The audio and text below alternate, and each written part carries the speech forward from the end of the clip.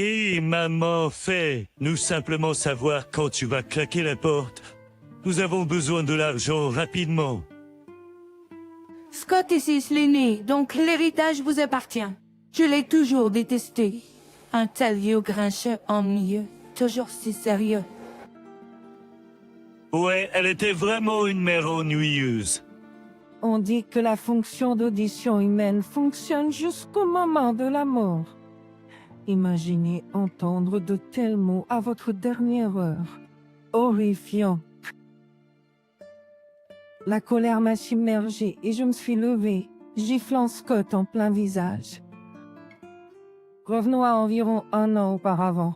Mon nom est Alice, et mon mari Samuel et moi vivions heureux en tant que couple.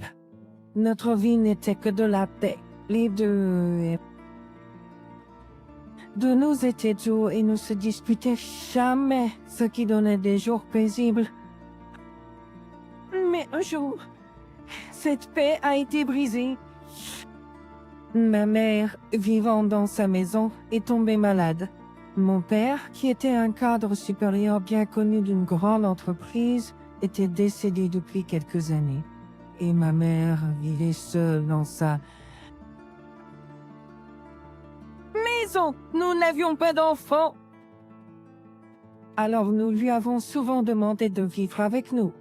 Mais elle a toujours refusé, disant « Je vais bien, je peux encore vivre seule. » Mais maintenant, en raison de cette maladie, elle était presque alitée et devrait rester hospitalisée à moins que quelqu'un ne s'occupe d'elle.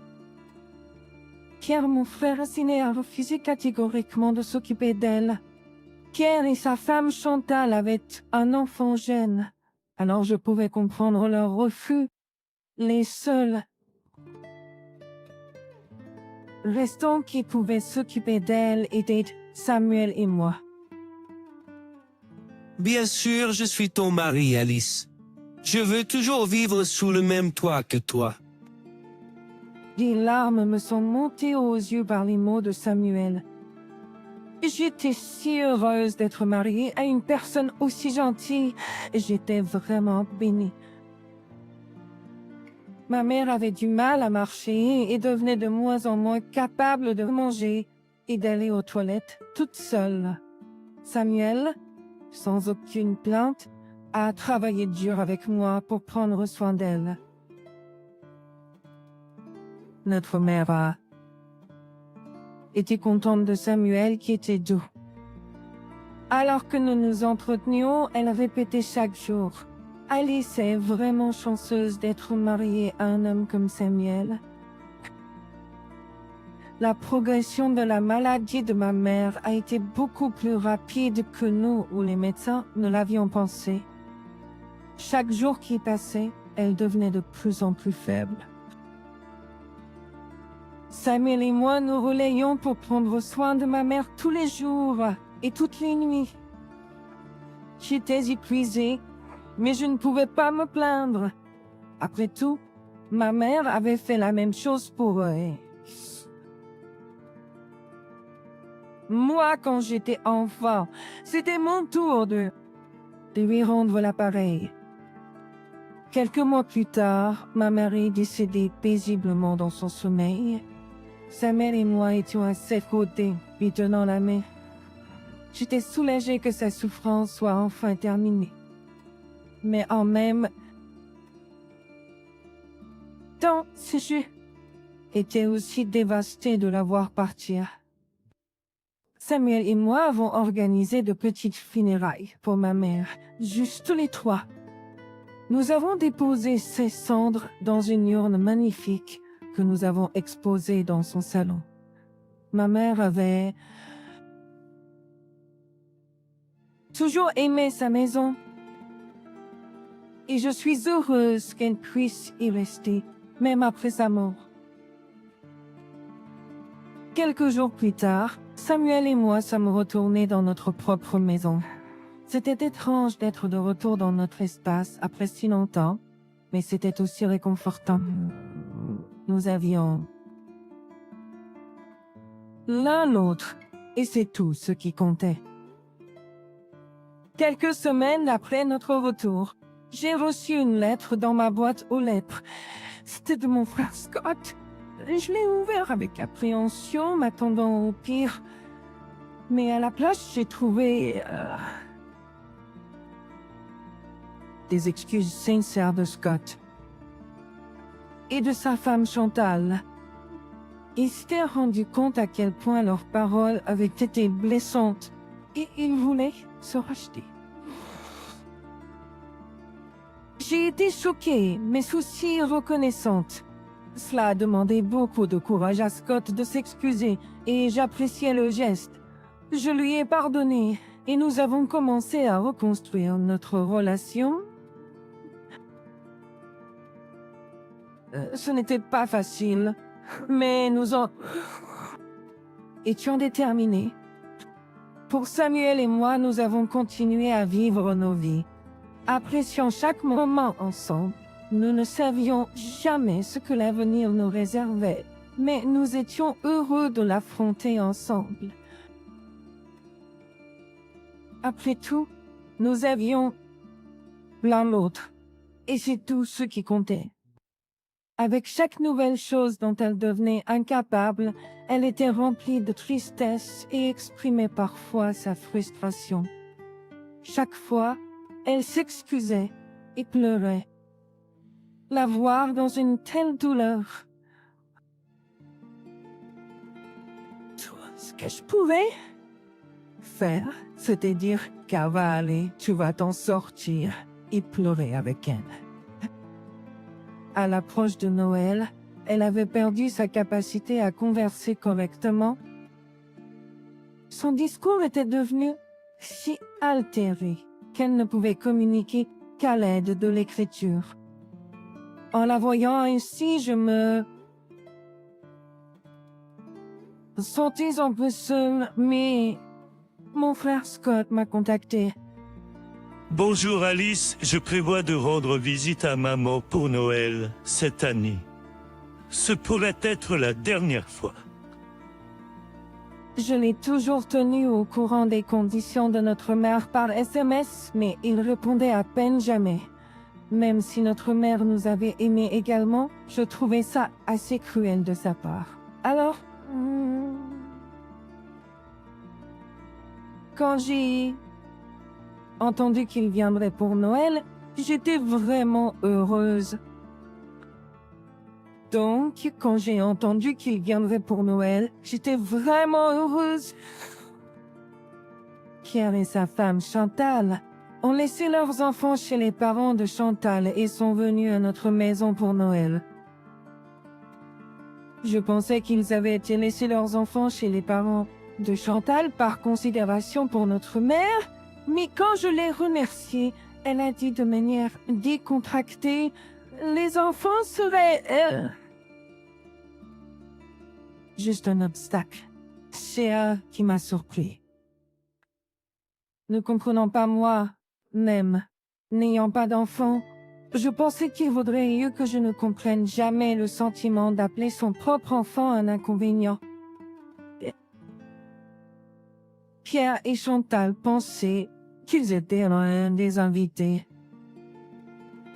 Pierre est entré dans la pièce, à côté du salon où notre mère était, et a demandé « Et tu es toujours en vie ?» Quand notre mère a hoché la tête silencieusement, Chantal a dit « Ça ne sent pas un peu ici? Maman devrait prendre un bain tous les jours. » C'était absurde. Même si notre mère ne peut pas parler, elle l'entend parfaitement. En raison de sa maladie, elle a presque perdu toutes ses capacités physiques. Il ne peut pas prendre de bain. Je lave son corps tous les jours, mais il y a une certaine odeur spécifique aux malades qui ne peut pas être enlevée. Je les ai trouvés extrêmement impolis. Après avoir vu Pierre et Chantal retourner au salon en disant « Allons prendre un verre », je me suis penchée vers notre mère et lui ai chuchoté « Ça va ?» Elle a souri légèrement et hoché la tête. Dans le salon de l'autre côté de la porte, Pierre commandait à Samuel. « Je suis l'invité ici. Va me chercher de l'alcool. » Je pouvais imaginer Samuel, qui était une personne timide, se précipiter dans la cuisine pour obtenir de l'alcool. Me sentant désolée pour Samuel, je suis allée dans le salon. Samuel, qui allait poser une canette de bière devant Pierre et Chantal, a eu l'air soulagé quand il m'a vue et a dit « Merci Alice ». Pierre a toujours été de mauvaise humeur et ne s'entend pas bien avec Samuel. Sa femme Chantal est du même type de personne. Apporte. Moi plus d'alcool. Elle a donné l'ordre à Samuel après avoir déjà vidé plusieurs canettes de bière. Sans dire un mot sur notre mère, récemment, mon frère Pierre et sa femme Chantal ne faisaient que discuter de la part de l'héritage de notre père qui restait ou de la jalousie qu'ils éprouvaient envers nous qui vivions dans notre famille. Sans noyer, Pierre et Chantal ne semblaient se concentrer que sur l'argent. Tu gagnes pas mal d'argent, hein, Samuel? C'est agréable. Alice, tu as trouvé un homme riche et tu l'as épousé. Samuel n'est même pas si beau. Tu es juste aveuglé par l'argent, n'est-ce pas? Samuel étant un homme gentil, a gardé le sourire sur son visage, malgré les commentaires grossiers de mon frère. Nous n'avons pas d'argent parce que nous buvons toujours et se lève maladroitement. Au lieu d'aller aux toilettes, Chantal s'est levée et a ouvert la porte de la pièce où notre mère faisait une sieste. Chère belle mère, Pierre et moi sommes dans une situation financière désespérée. Veuillez partir bientôt et nous laisser beaucoup d'argent. C'est vrai. Il vaut mieux pour notre mère de partir bientôt, libérer Alice et Samuel. Pierre, ivre, a répondu aux mots de Chantal fortement. Alors que j'étais figée dans la colère, Samuel, qui était souriant à côté de moi, s'est soudainement levé. S'il vous plaît, partez. Quoi? Qu'est-ce que tu as dit? S'il vous plaît, partez. Je ne peux pas supporter d'héberger des gens qui pourraient les soucis de dire de téléphone ou une personnalité même pour une seule nuit. En disant cela, Samuel a sorti quelques billets de son portefeuille et les a remis à mon frère. Prenez une chambre à proximité et partez demain. Pierre et Chantal avaient l'air abasourdis, mais semblaient plus heureux de recevoir de l'argent. Ils se sont rapidement réjouis, ont crié « Hurrah !» et sont partis de notre maison. Je savais quel genre de personne Pierre et Chantal étaient, mais c'était ma faute d'avoir invité de telles personnes dans cette maison. Quand je me suis excusée auprès de notre mère, qui faisait une triste mine sur son lit, elle a écrit sur un bloc, note qu'elle avait à portée de main. C'est beau. J'ai tout préparé pour après mon... En départ, moi et Samuel avons continué à prendre soin de notre mère du mieux que nous pouvions. Cependant, un médecin nous a informé qu'il devenait difficile pour elle de continuer à vivre à la maison. Elle a commencé à devenir plus vacante tout au long de la journée et a commencé à poser les mêmes questions encore et encore, même à la main.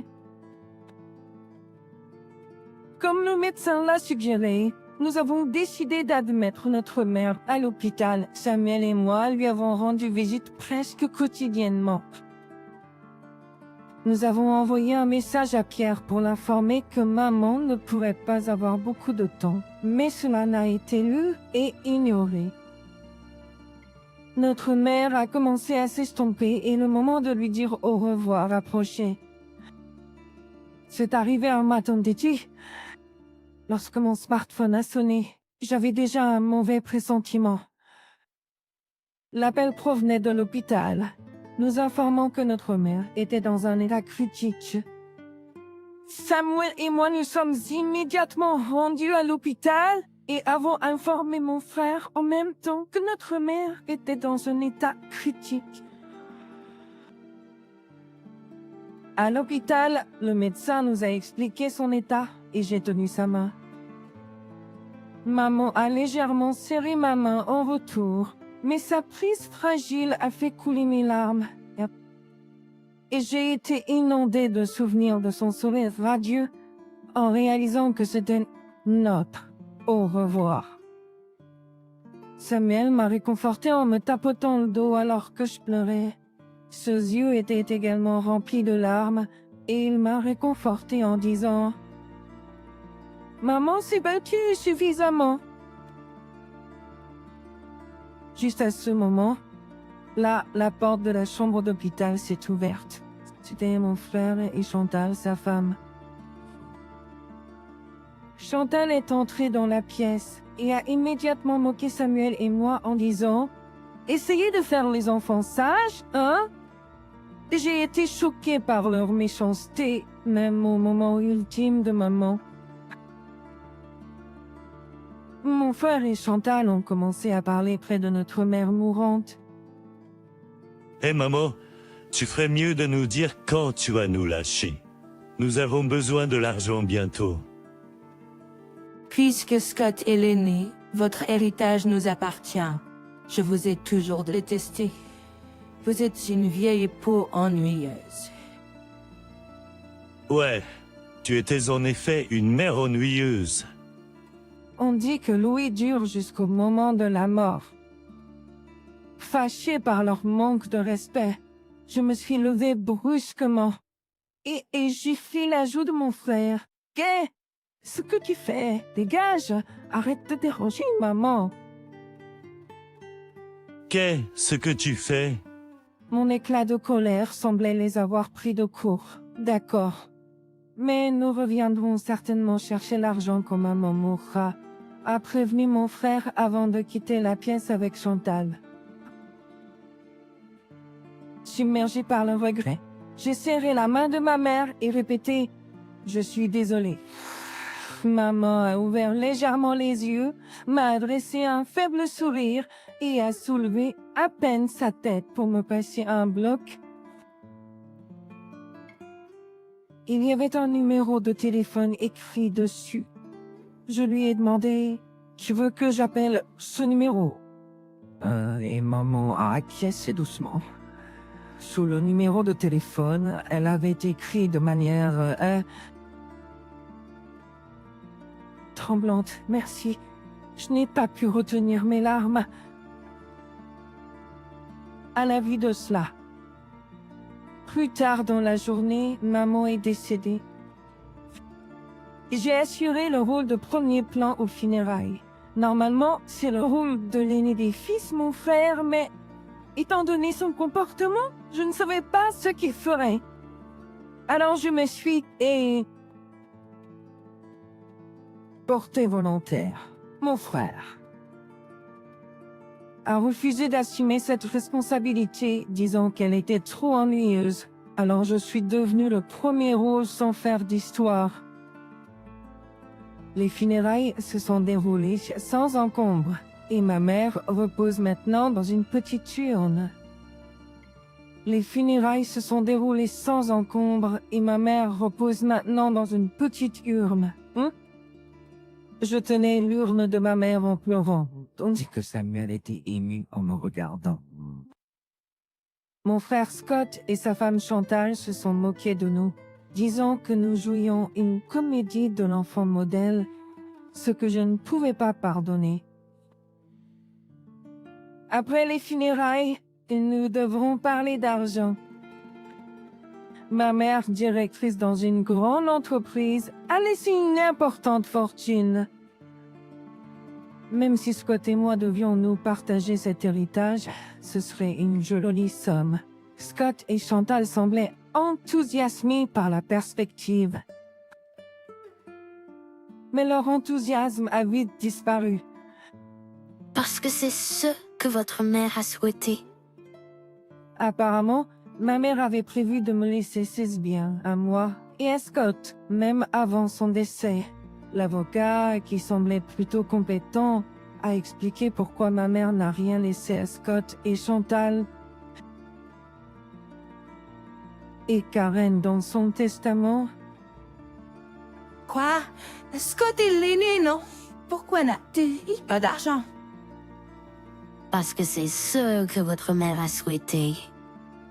C'était clairement indiqué dans le testament que ma mère a laissé derrière elle, que moi et Samuel étions là pour elle lorsqu'elle a lutté, tandis que Scott et Chantal n'ont rien fait. Nous pouvons simplement ignorer le testament. Nous avons des difficultés ici. Nous avons contracté une hypothèque sur la maison en pensant que nous hériterions. S'il vous plaît, donnez-moi la moitié. C'est vrai. Nous aurions des problèmes si nous ne pouvions pas obtenir d'argent soudainement. Comme je l'ai répondu fermement, mon frère et sa femme ont continué à supplier de l'argent pendant un certain temps. Mais ils ont abandonné et sont partis après que l'avocat leur ait dit de le faire. Lorsque je leur ai dit de ne plus me contacter parce que je ne voulais plus les voir, Scott a crié « Moi aussi !» Mais il m'a contacté à nouveau peu de temps après en demandant de l'argent. Scott et Chantal semblaient être dans une situation difficile, ne pouvant pas payer leur hypothèque pour la nouvelle maison qu'ils ont achetée et semblaient n'avoir pas d'autre choix que de compter sur moi. Scott a continué de travailler, mais Chantal a démissionné de son emploi à temps partiel, s'attendant à hériter de l'argent de ma mère, ce qui a entraîné une baisse considérable de leurs revenus. Ils ont dû considérablement réduire leur niveau de vie, mais Chantal n'a pas pu le supporter et ils ont commencé à se disputer beaucoup. Ils ont pensé pouvoir gérer en emménageant dans la maison familiale où je vivais toujours, ce qui signifierait pas de loyer, et ont dit qu'ils voulaient vivre ensemble, mais j'ai refusé. L'appartenance de cette maison avait été transférée de ma mère à moi. S'installer sans la permission du propriétaire n'est pas autorisé.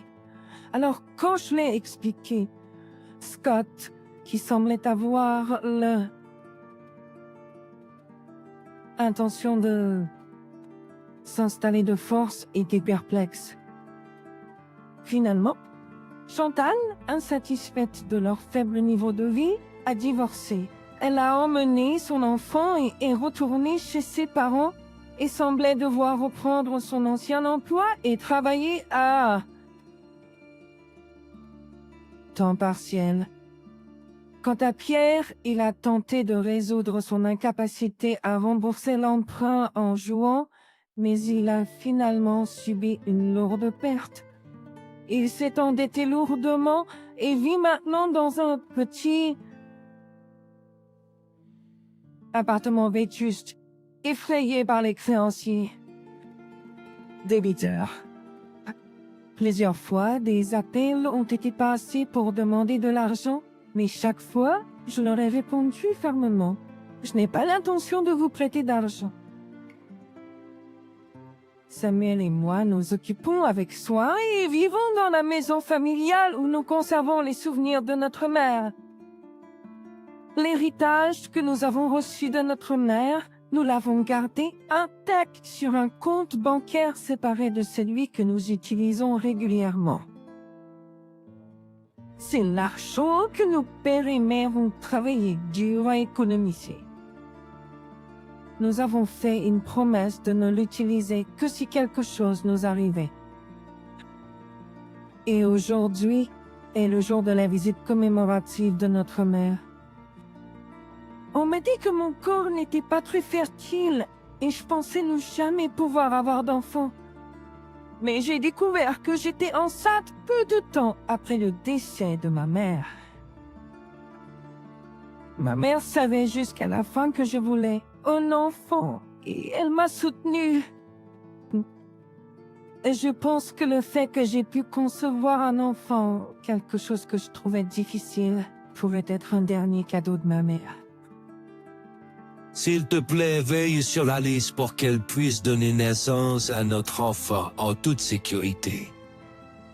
Samuel dit cela et s'incline devant la tombe. Le vent qui est passé était confortable et j'ai eu l'impression que ma mère avait répondu